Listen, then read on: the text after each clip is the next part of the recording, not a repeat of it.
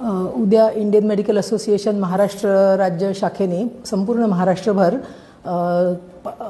Modern medicine डॉक्टरांचा एक दिवसाचा लाक्षणिक संप पुकारला आहे। तर हा संप बेसिकली अशा मागण्यांसाठी आहे की होमिओपॅथिक डॉक्टरांनी CCMP कोर्स करून त्यांची नोंदणी महाराष्ट्र मेडिकल काउन्सिल म्हणजे जी मॉडर्न मेडिसिनच्या डॉक्टरांची काउन्सिल आहे त्यामध्ये रजिस्ट्रेशन करण्याच्या विरोधात आहे। होमिओपॅथिक डॉक्टरांबद्दल आम्हाला आदर आहे, होमिओपॅथीबद्दल आम्हाला आदर आहे।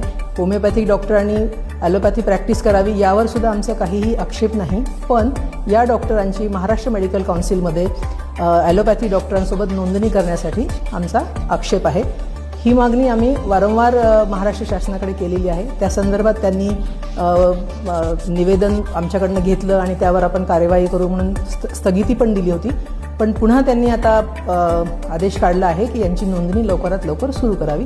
या नोंदणीला आमचा आक्षेप आहे। त्यासाठी आम्ही 18 सप्टेंबर रोजी सकाळी 8 वाजल्यापासून ते 19 सप्टेंबर सकाळी 8 वाजेपर्यंत पूर्ण सेवा बंद करत आहोत। यामध्ये इमर्जन्सी सेवांचा सुद्धा यावेळी आम्ही समावेश केलेला आहे। तर सामान्य जनतेला आणि रुग्णाला आमचं असं आवाहन आहे की एक दिवस तुम्हाला थोडीशी असुविधा होईल, त्याबद्दल आम्ही खेद व्यक्त करतो, पण ही लॉंग टर्ममध्ये तुमच्याच फायद्याची असलेली गोष्ट आहे। कारण कोणता डॉक्टर कोणत्या पॅथीचा आहे हे कळणं गरजेचं आहे। त्यामुळे उद्याचा जो तुम्हाला असुविधा होणार आहे त्याच्यासाठी आम्ही क्षमस्व आहोत। तुम्ही आम्हाला समजून घ्या आणि आमच्या आंदोलनाला पाठिंबा द्या।